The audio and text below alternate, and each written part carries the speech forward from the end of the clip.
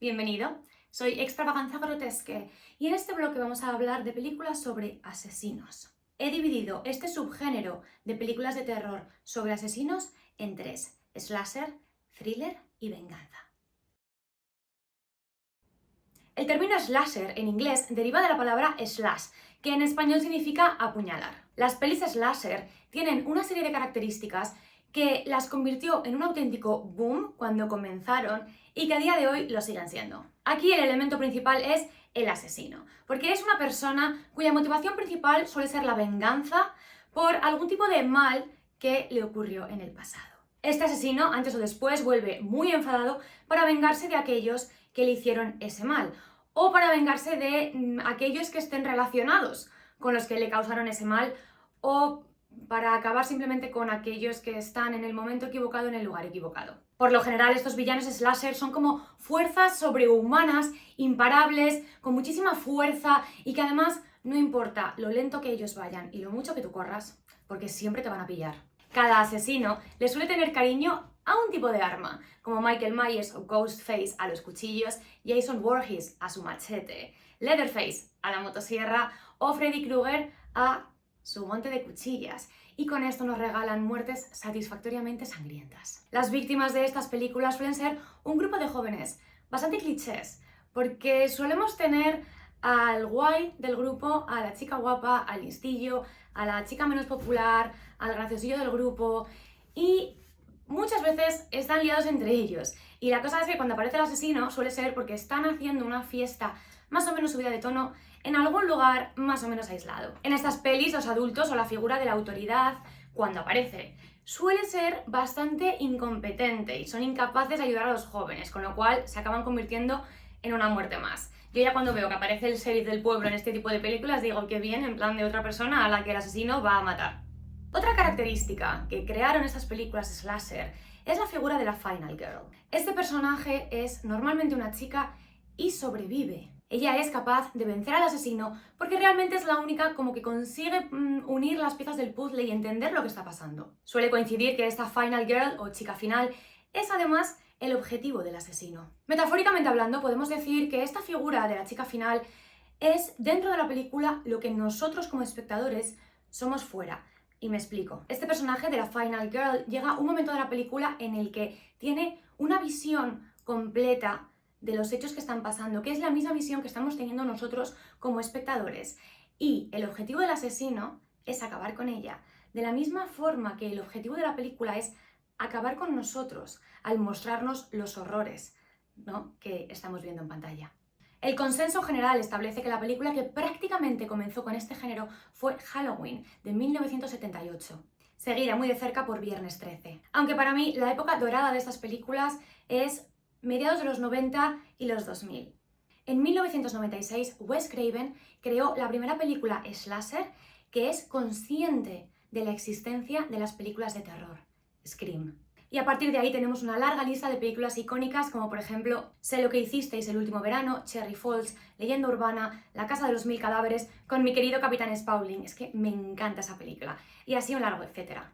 Posteriormente, esto ha dado lugar a un montón de secuelas, precuelas, recuelas, remakes y sagas completas que satisfacen la demanda popular por estas películas slasher. A día de hoy, el subgénero slasher sigue súper vivo, con películas originales como la trilogía de X de T. West, con nuevos asesinos clásicos como Art the Clown de Terrifier, o incluso perspectivas innovadoras desde el punto de vista del asesino, como en In a Violent Nature. Las películas slasher a mí me encantan y sería muy difícil recomendar solamente una. Pero bueno, creo que ya he dicho bastantes títulos a lo largo de este vídeo como para que tengáis donde elegir. Sin embargo, sí que hay una última película que me gustaría mencionar. La casa de cera, pero el remake de 2005, porque me parece un peliculón que además está bastante infravalorada. En esta película, nuestro grupo de jóvenes, que incluye a Paris Hilton, tendrán que enfrentarse a dos hermanos cuyo hobby es hacer esculturas de cera demasiado realistas. Las películas de terror sobre venganza suelen ser bastante catárticas, porque el argumento suele ser la venganza de alguien inocente, normalmente una mujer, contra los que le causaron el mal. Con lo cual son películas en las que tú vas a empatizar con el asesino, porque realmente es la víctima. Estas pelis tuvieron sus inicios en los 70, sobre todo con la película de Wes Craven de 1972, La última casa a la izquierda. Y suelen seguir la siguiente fórmula. El personaje principal es torturado y violado, lo dejan por muerto, pero sin embargo no muere, y cuando se recupera, vuelve para vengarse. Hay casos donde este personaje principal sí que muere y entonces son sus familiares los que ejecutan la venganza. Aunque pueda parecer que esa trama es simple y que las películas de venganza puedan llegar a ser repetitivas, hay muchas películas que este argumento está incluido dentro de una narrativa muy inteligentemente construida y tenemos auténticos peliculones. Cabe destacar Irreversible, de Gaspar Noé, de 2002, cuya forma de establecer la estructura de esa narrativa es casi tan importante como lo que se cuenta en ella. Los coreanos tienen una forma muy oscura y retorcida de narrar venganzas, como es el caso de Old Boy, de 2003, con uno de los mejores giros de guión al final de la película. Yo no lo vi venir. O también la coreana Forgotten, de 2017, no tan impactante, pero en esta película nada es lo que parece. Películas como Becky, de 2020, pone la venganza en manos de una adolescente enfadada. Y en la española La piel que habito, de 2011, la venganza es algo mucho más lento y psicológico. Y probablemente, si habéis llegado hasta aquí, estáis echando en falta una película. Obviamente, no puedo no hablar de esta peli y es mi recomendación para este vídeo. I Spit on Your Grave. Pero el remake del 2010 me pareció un auténtico peliculón porque realmente en esta película la protagonista lleva a cabo una venganza según lo que le fueron haciendo a ella. Entonces me pareció espectacular.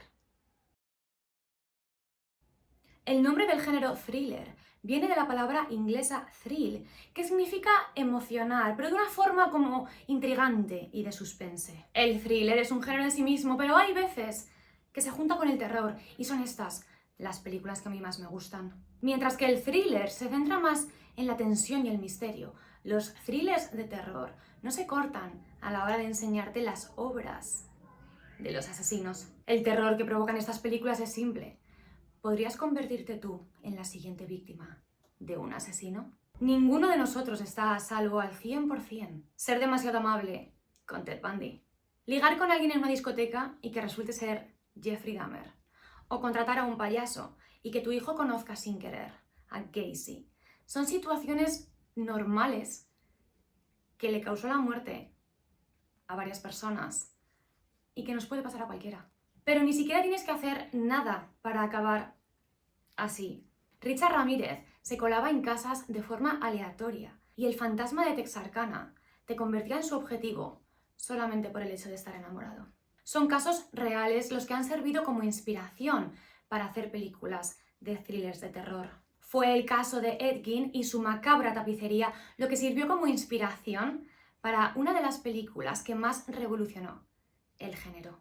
Psicosis, dirigida por Alfred Hitchcock en 1960. Psicosis reinventó las reglas de la estructura narrativa en cine al acabar con su personaje principal antes de la mitad de la película. Además, estableció un nuevo nivel de tolerancia sobre lo que podía o no aparecer en pantalla, mostrando el primer váter de la historia del cine, y dejó a todo el mundo en shock por sus técnicas de dirección y edición en la escena de la ducha. A mí las pelis que más me gustan de este subgénero son de los 90 o los 2000, porque tenemos una fantasía de películas como American Psycho, en donde la ambición de Wall Street se acaba convirtiendo en una competición mortal, y ojo con devolver películas en el videoclub.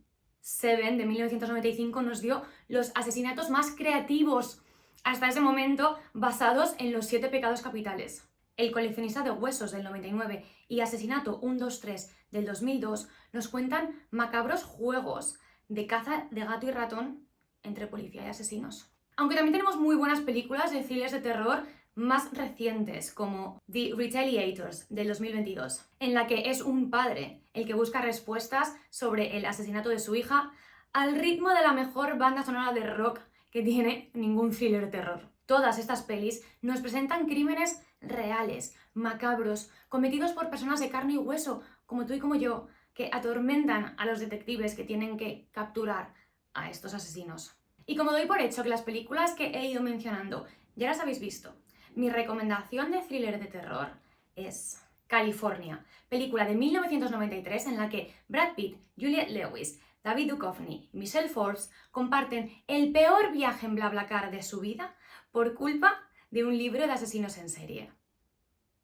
Con esto hemos llegado al final de este vídeo. Muchas gracias por acompañarme. Suscríbete si aún no lo has hecho y nos vemos en el siguiente.